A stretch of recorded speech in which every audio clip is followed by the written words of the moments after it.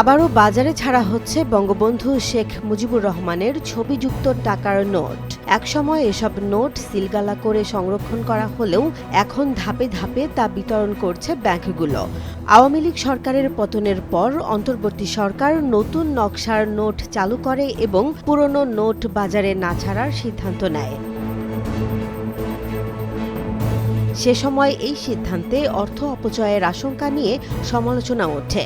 এখন ব্যাংকাররা বলছেন, কেন্দ্রীয় ব্যাংকের নির্দেশনা অনুযায়ী পুরনো নোট বিনিময় করা হচ্ছে। কেন্দ্রীয় ব্যাংকের বক্তব্য হলো, এসব নোট আনুষ্ঠানিকভাবে নিষিদ্ধ করা হয়নি, তাই বিতরণে কোনো আইনি বাধা নেই।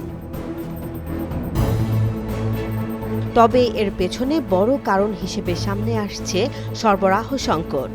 নতুন নকশার নোটের চাহিদা অনুযায়ী সরবরাহ নিশ্চিত করা যাচ্ছে না বলে জানানো হয়েছে। কেন্দ্রীয় ব্যাংকের মুখপাত্র আরিফ হোসেন খান বলেন, চাহিদার তুলনায় সরবরাহ কম থাকায় আগের নকশার মুদ্রিত নোট ধাপে ধাপে ছাড়া হচ্ছে। অন্যদিকে নতুন নোট বিতরণ না করার ঘোষণার পরও ঈদের সময় খোলা বাজারে বেশি দামে নোট বিক্রির অভিযোগ উঠেছে।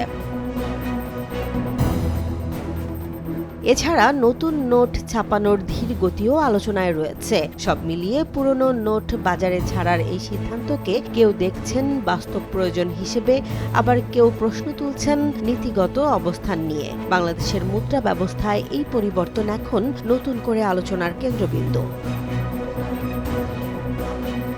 জেসমিন জাহান, নিউজ ডেস্ক, জনবাণী।